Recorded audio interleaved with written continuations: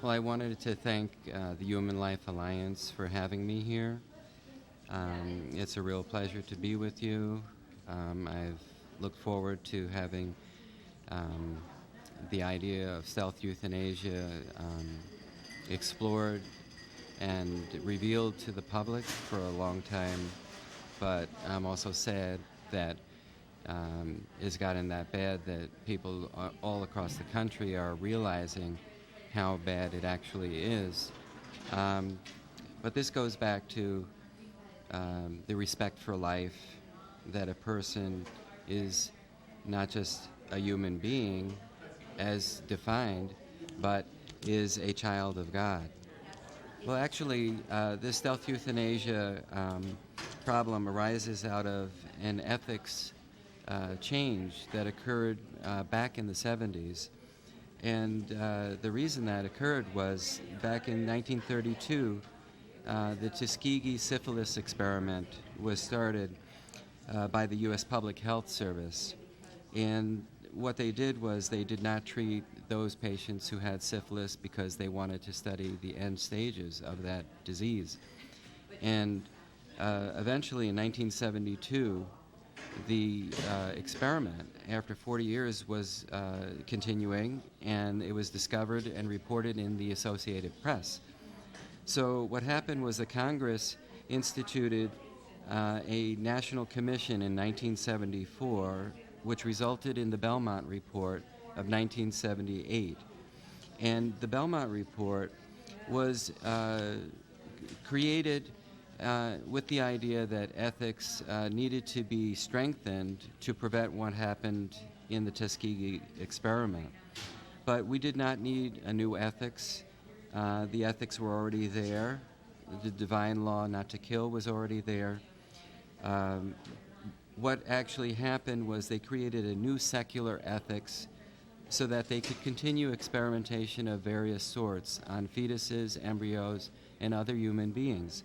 And they came up with the concept of autonomy or respect for persons, beneficence, and justice. But not justice as we define it, the just treatment of a human being, but justice in not allocating scarce medical resources for those who are unworthy of life.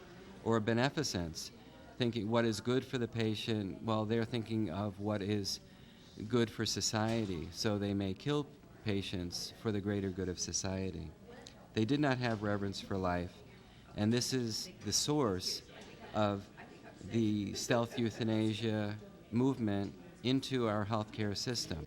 I've been reading a lot about Augustine and St. Thomas Aquinas and some of the other saints, and we're in the same struggle. And it's a struggle between those who revere life and those who do not revere life at all and who use deception and lies in everything they do, almost everything out of their mouth. If they are a culture of death, they do not speak the truth. They mislead the families and the patients, and they misuse healthcare in horrible and tragic ways. I get the calls. I've been getting them. I man the phones 24 hours a day. Sometimes sometimes I wake up and get a call at 3 in the morning and something tells me I have to answer that phone.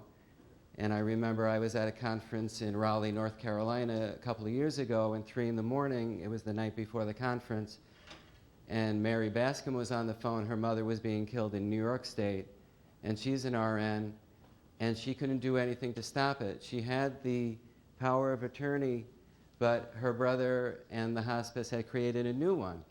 So you think you're safe when you carefully fill out your living will or your advance directive or whatever it is, power of attorney form, and all the thought that you go into it. You could consult with an attorney, but when it's culture of death that's in charge, everything can be misused and all laws are meaningless, because that is the meaning of the culture of death. There is no law. Law is from God, and the human law reflects God's law in a moral society. And we have to be conscious that we in the pro-life movement, we're confronting a force. If you really get effective and see what really is going on here, then that dark side or culture of death is going to start noticing you. And they don't like it when Alex and people like me and others bring out the truth of what is going on. And we need everyone to pray and to get involved, because this is not small. It is pervasive. It is in every healthcare system. And sorry to say, it's in the Catholic healthcare system as well. I don't mean to offend people here, but I get calls from Catholic people with family members in the Catholic hospital, for example, Holy Cross in Fort Lauderdale, and some out on the West Coast. I know very well some of the things that were said. I've had chaplains call me and tell me the nun said they just put down some patient with euthanasia, and it was a nun, and I was shocked. So we have to purify what we do, and prayer does matter. This is not something new, though. And like I said, Augustine and St. Thomas, they were fighting these things. The culture of death has been forever, all time, as long as man has been in a fallen state. And that's what original sin is really what it is. It is that assertion that we're going to be something that is not what God wants us to be. We want to be what we want to be. We want to do what we want to do. If we don't find that loved one lovable anymore, if they're not convenient, if they're hard to take care of, if we need too much time to take care of them, we will use the healthcare system to kill them. So people who are pro-life, most of them don't really understand how this could be so bad and how people can be killed. And they also don't understand that the law is not on the pro-life side. It's not Roe v. Wade alone. It goes back to the Euthanasia Society and their work since 1939, and even before socialism and some other people who were working to change our society from a constitutional government to something that is quite different. If we go back to 1932, for example, we may remember the Tuskegee syphilis experiment, which was put on by the U.S. public health system. And they decided not to treat a few hundred black men who had syphilis, and they basically abandoned them to their disease because they said they wanted to study the end stage. And if you do that, it endangered the families, the children, anybody else involved with them, and they lied to them consistently, saying they were giving free health care and a lunch and some food and so on. But that's the kind of mindset of the culture of death. And this experiment went on for 40 years till 1972. And this is really important for you guys to understand. In 1972, the AP, some investigative journalist said, "Hey, this is really bad. What have you done?" So it became national news. And then the Congress said, well, we need a commission to have a way of making sure this never happens again. And they didn't have to have a new national commission, but they did. In 1974, the Congress authorized the creation of the National Commission for experimentation on human beings and fetuses and so on, because they knew with abortion there's going to be embryos to experiment upon. They were thinking, we want to experiment on people, whether they're unborn or born or whatever. So the whole idea that we needed new ethics was a lie. But under the guise of saying we needed to protect people, they created the circumstances that the culture of death we see today could happen.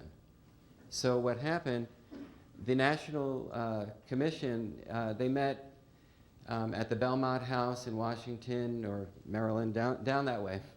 And anyway, they issued the Belmont Report in 1978, and the principles that they came up with, I'm sure most of you are very familiar with: autonomy or respect for persons, beneficence, and justice. These are the secular bioethics.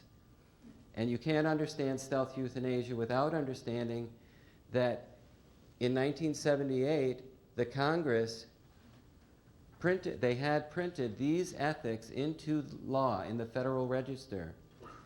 And these ethics became the law of the land, throwing out basically the Constitution, any right to life, as long as you can justify it based on, if you say patient autonomy or respect for persons, that gets into what Alex was talking about with assisted suicide or the living wills, the advance directives, and you get the idea that a vulnerable person who, like Terry Schiavo or someone else, who cannot make a decision for themselves, they have a surrogate decision maker who can say, yes, go ahead, kill me, or withdraw life-sustaining treatment or whatever, and they end up dead. That's under the guise of autonomy, the patient themselves saying, this is what I would want. Okay, but you could have an abusive surrogate who seizes control, or an adult child of an elderly person who seizes control, gets guardianship or the power of attorney, and says, okay, we're going to put this person into hospice, even though they're not terminal. And it's fraud to admit them. Just like Terry Schiavo was not terminal, her medical records show that. She was put into hospice fraudulently and done so at the instigation of the Hospice of the Florida Suncoast, which the chairman of the board was George Filos, a pro-euthanasia attorney, and the chairman of the board was Mary Labiak, a pro-euthanasia CEO of a hospice, one of the main hospices in the country. So the National Commission, when they changed the law to secular ethics, nobody in the country pretty much noticed. But the training for all the doctors, the nurses, and everybody else, it works like this: public health, U.S. public health system, state public health system, local county public health system, all the university research is governed by these secular bioethics, not Christian reverence for life, not the Hippocratic oath that says do no harm, or the standards of care that say we will never abandon our patient. So then you have judges, attorneys, and doctors and nurses and everybody else being trained in the secular bioethic principles, which is quality of life is more important than reverence for life. And we know life is from God. God gives us that life, and every patient we see, as Sister Bernadette Subaru told us, every person is a child of God. So we have to approach every patient with reverence for their life, and every patient has to have reverence for their own life. But we've forgotten that. We've gotten away from that understanding of life, that there is suffering. There's always suffering in life. Everybody has some form of suffering. The culture of death wants to eliminate suffering, and they want to control things. So they want to control death. They want to control life.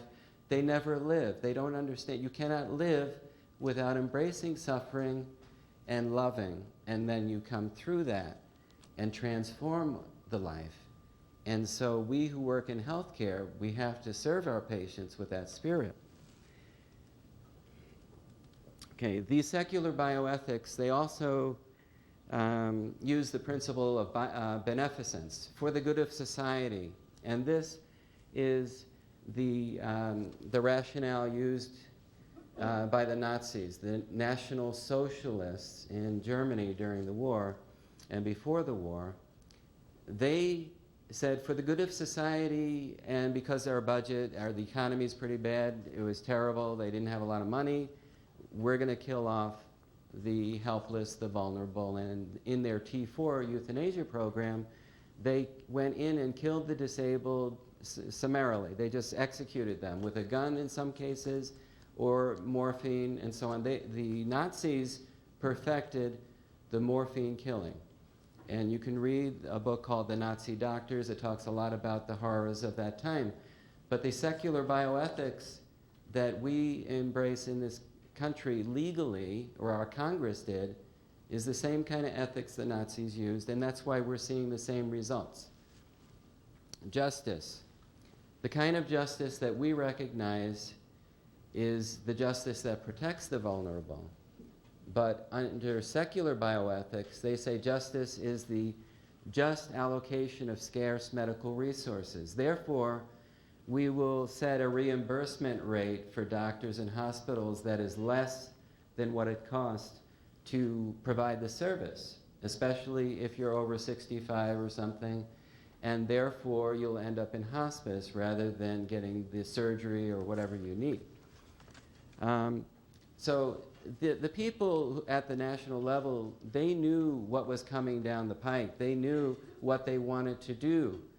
They set up the secular bioethics, and they also got brain death criteria with the irreversible coma definition by the Harvard Committee in 1968.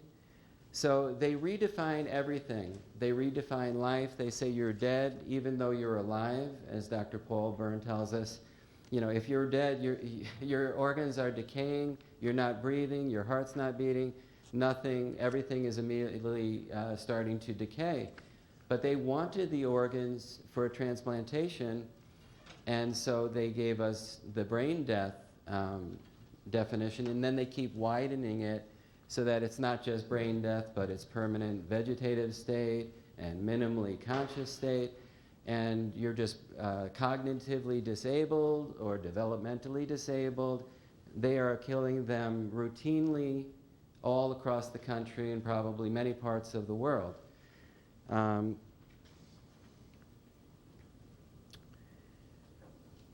Okay. Now, at the same time, all of this stuff is happening at the same time. In the 50s and 60s, you had Timothy Leary with the drug experimentation, and the idea was, okay, tune in, you know, take some drugs and tune out or whatever. And one of the main mottos of that time was challenge authority. And they got the idea, the counterculture, we're going to throw out traditional morality. Parallel to the same thing that Congress did, but this was intentionally done at the university level so that it would spread throughout the country, knowing that the university students would eventually become the leaders of society. They would become the doctors, the lawyers, and the politicians and other powerful people. So this drug culture, which is a poison to our culture, along with challenging traditional morality, you stand morality and the divine law and natural law on end, upside down, and you get what we have today. And you have 4 generations now, basically, since that time, being raised in a culture of death, so that when you have young people today, some of them, yes, some of them, fortunately, may find the moral path. They may. But the society, the culture, the media is all pretty much culture of death. Very entertaining, technologically fantastic, but no reverence for God, no reverence for life, and it's always mocked pretty much in the mainstream media. So the message the people are getting is disrespect for life, and then when it gets into the healthcare setting, that's what you see. Okay, now hospice. You want to understand hospice. We can't understand hospice today, without going back, and there are some people here who were original hospice people, they really understand the true mission of hospice was a Christian pro-life mission. Dame Cicely Saunders, a doctor in England, she worked with the nurses and the sisters and worked with the dying. And she said, we can do a better job of caring for people at the end of life, allowing them to live fully as long as they are alive, and then they die a natural death. But she would be horrified to see what's happened to hospice. And how this has happened is the Euthanasia Society of America, like Alex was saying, they would try to legalize euthanasia, get the laws changed. From 1939 onwards, they kept on trying. They never stop. They will never stop. For thousands of years, they've been around. People like that. Plato was a euthanasia proponent. Eugenics, that's right out of Plato. You could be the most logical person, but if you don't have reverence for life and God, you will be on that other side favoring the devaluation of life. So the Euthanasia Society got tricky. They said, well, our name is a problem. We have to change it. So they became, they looked at America. We're a society we like to think about rights. The right to this and the right to that, the right to free speech. Well, they talk about the Society for the Right to Die. That's what their new name was. Okay, they thought that would be a better way to market the idea of death. And then they changed it to choice in dying, because we're about choice. We want choice.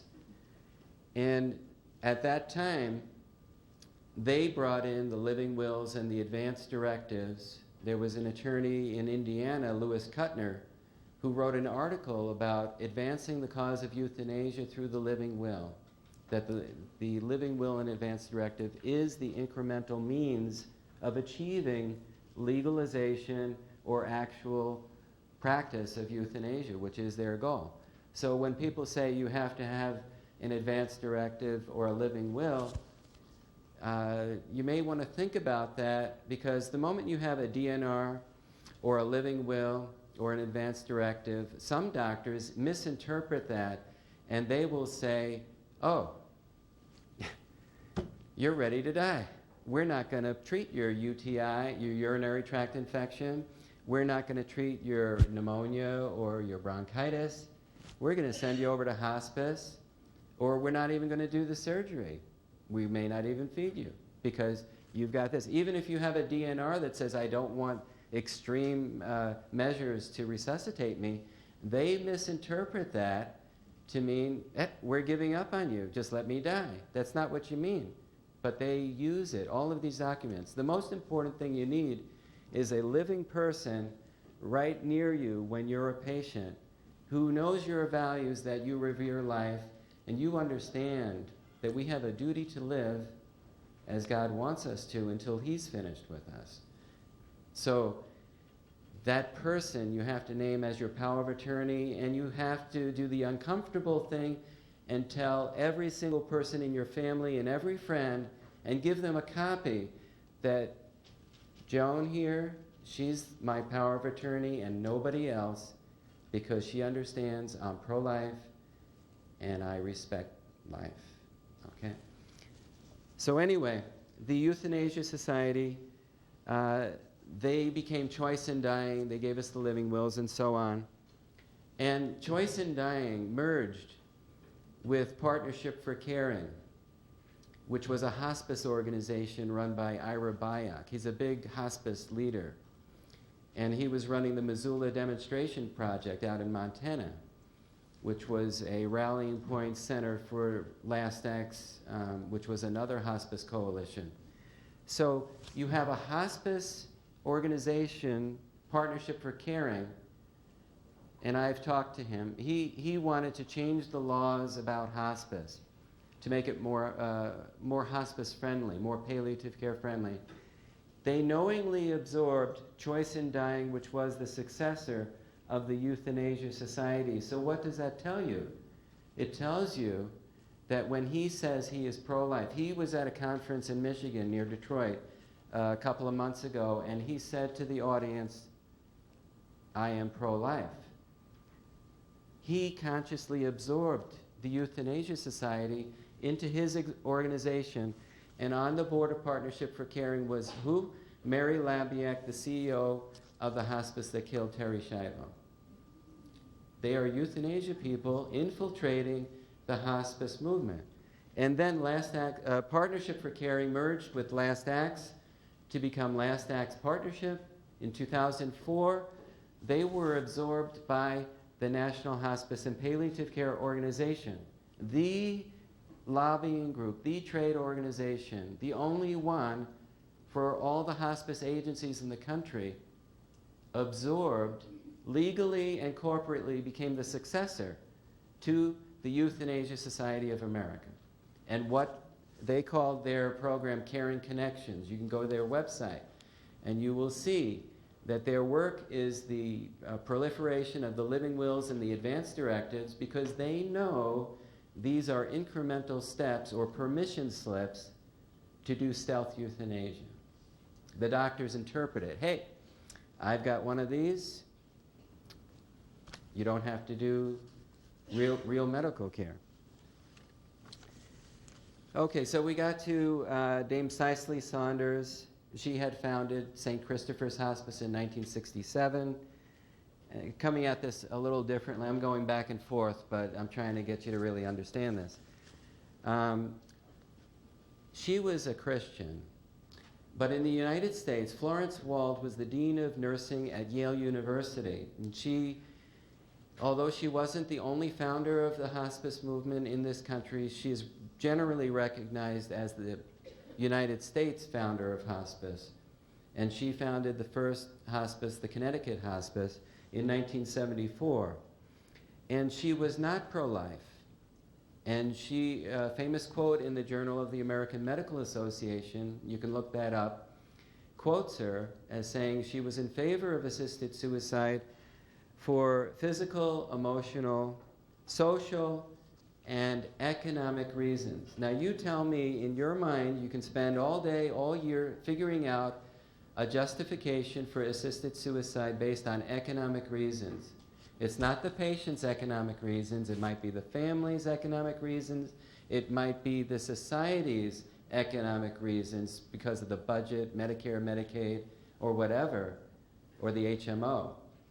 But that tells you that the flavor of hospice that has been sold to us in the United States under the guise of Dame Cicely Saunders' mission, which is pro-life, actually had the undercurrent of stealth euthanasia from the very beginning in 1974 in the United States. Now, there were people in the United States who were pro-life who founded hospices, but they have always butted heads with this other group that has seized control and basically had control of the industry at the national level all along.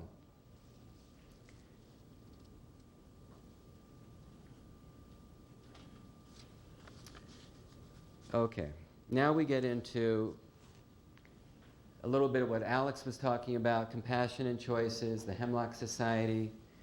There's two sides to the culture of death, basically. You can look at it that way. There's the covert mission and the overt. Overt meaning we know about compassion and choices, we know about Hemlock Society, we know about Final Exit Network with their suffocation bags, plastic bags, and all of that stuff. But there's the covert euthanasia, which was what? Well, Euthanasia Society gave up on open legalization, so they went stealth. They said, we're going to trick the American public. We're going to, Marlene was talking about that, that we're cooked. You know, you raise the temperature of the water, the frog doesn't jump out, or the lobster doesn't notice.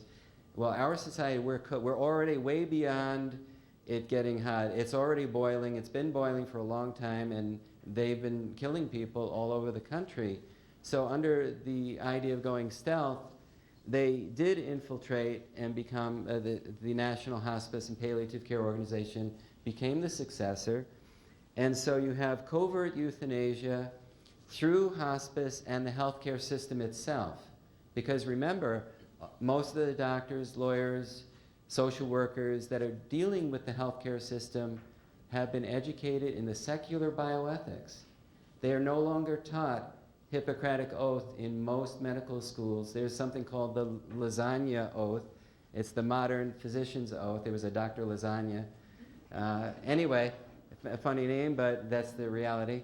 And in there it says that, there's actually a line, I have it in my Stealth Euthanasia book, but it says, if it be given to me to take a life, and something like right before it, it says, we should not play God, but if it is within my power, or if it arrives that I have to take a life, you have to do it with care or whatever. It's like the American public, if they had ever read that, they would have been shocked.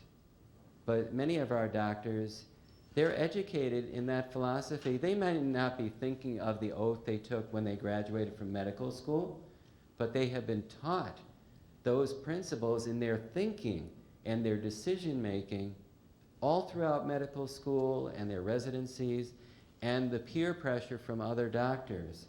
This is pervading the healthcare system. So the idea of euthanasia is the covert side. It's the whole healthcare system. You go into the healthcare system in some places and you're possibly a target. If you don't look right, if you've got a brain injury, if you are disabled and need a lot of services and they think you're using up too many medical services. I have a patient, a spina bifida, 40 years old, and care for him. He would have been dead upon birth according to what the doctors wanted to do. And they, because they were eugenics kind of people, they refused to do the surgery that he needed, and they caused a lot of problems and blindness. But he's conscious, he's there, we love him and he loves us. But we understand there's something mysterious happening. There are people, I don't know if you've worked with the developmentally disabled and so on, but they're people just like you and me. They have a soul. They may not function the same way, but God has a purpose, and they can teach us. He's our teacher to learn how to love. So.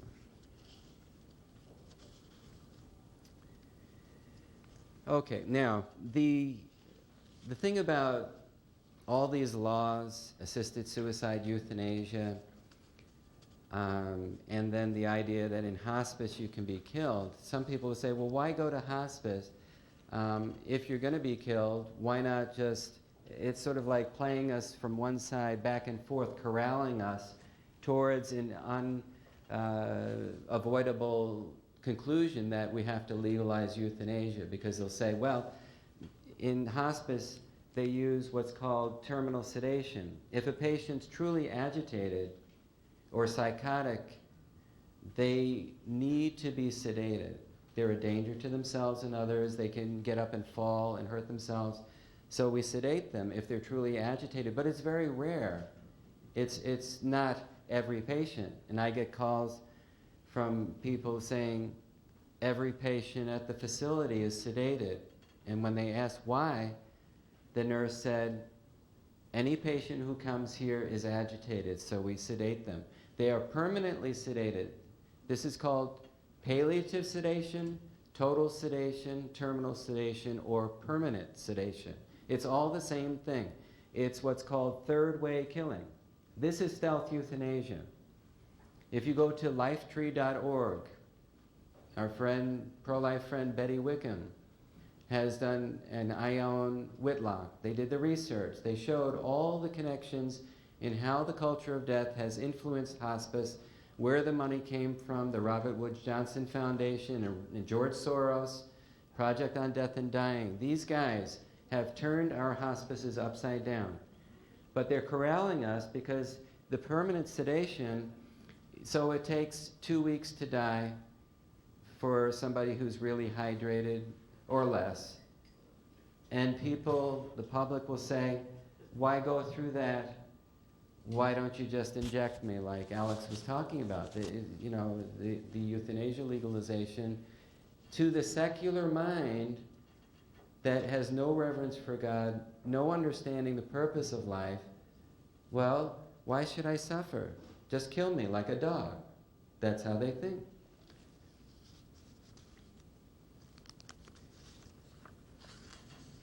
Okay, back to the some of the big names and how the culture was changed. You may want to check out the Hastings Center, George Soros Project on Death and Dying. The Project on Death and Dying is very interesting because they have given grants to doctors of nursing and doctors of palliative care, physicians, and others who research and practice in palliative care. But it's a culture of death approach to palliative care and hospice. And so there's money for the doctors, and they're being trained in the secular bioethics, the culture of death. Some of the big names internationally: Joanne Lynn, Timothy Quill, Ira Byock. Ira Byock wrote a book, Dying Well. You know the word euthanasia? Eu means good, thanasia, Thanos, death, good death, dying well. So he says he's against euthanasia and assisted suicide. You have to understand this. If you understand anything, understand when they say they're against assisted suicide and euthanasia, they don't mean they're against euthanasia in principle. They're against, they say they're against it. They're for third-way killing. And they have been quoted. Timothy Quill and Byock, they were involved in a lawsuit, and it involved this terminal sedation, which was pronounced, it's okay to sedate people. And so the third-way killing is confusing to people who don't understand the issues. And we need to educate them that there's third-way killing, or it's called third path, some people call it that.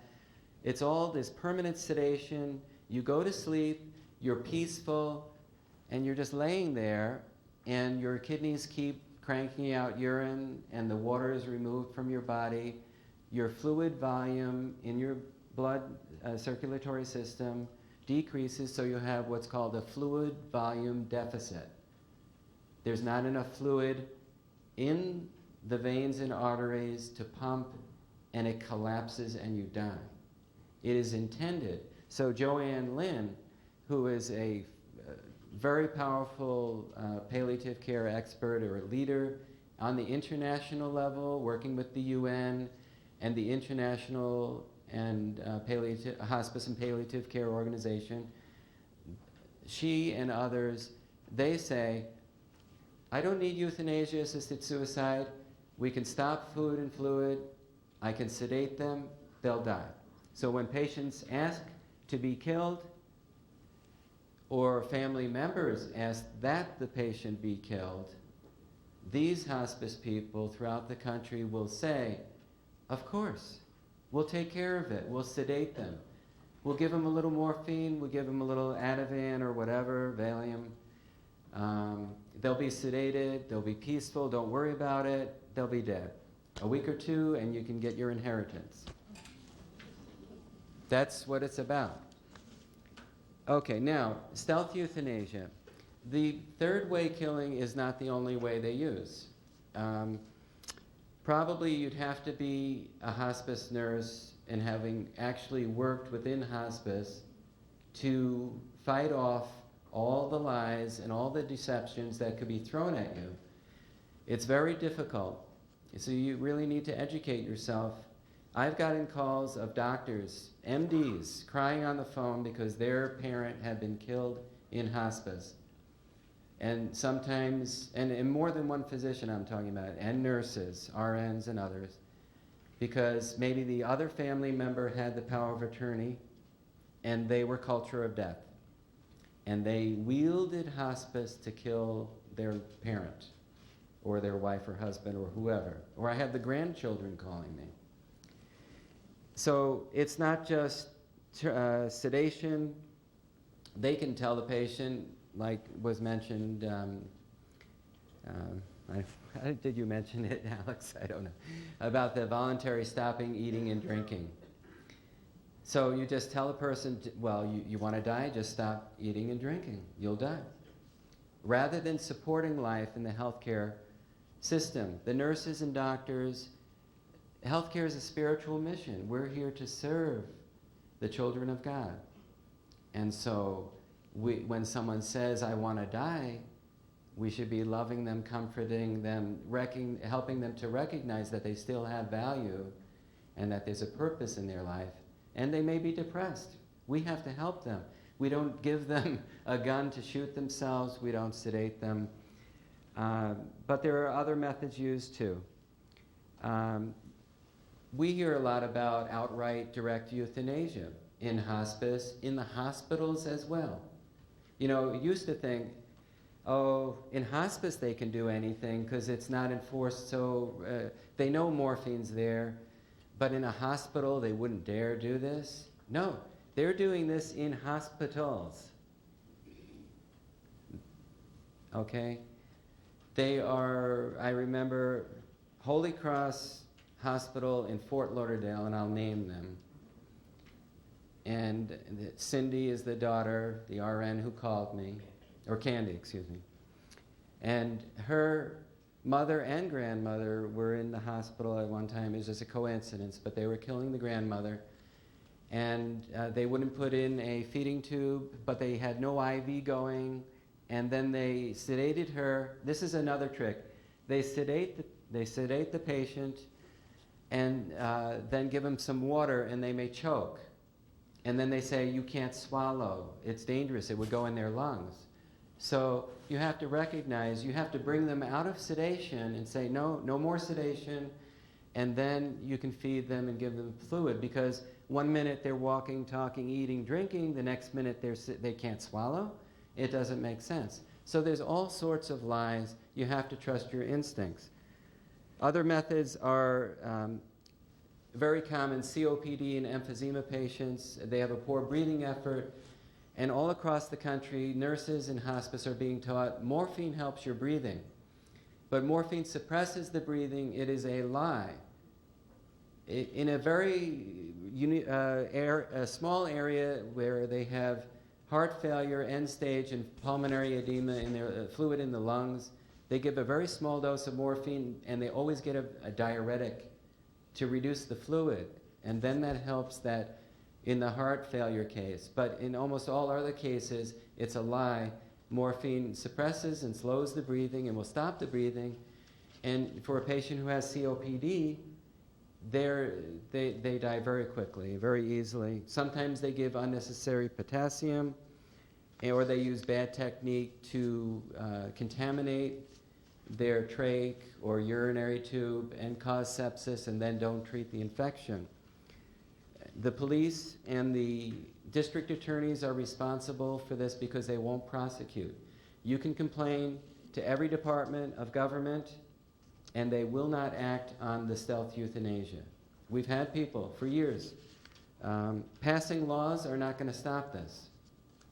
I know we have to try to pass proper laws, and we have to fight the legalization, but that's not going to stop it. We have to change the culture to a culture of life, to reverence for life, and we have to teach the children, we have to teach the nurses, the doctors, and because I finally realized making a complaint, advocacy is not enough.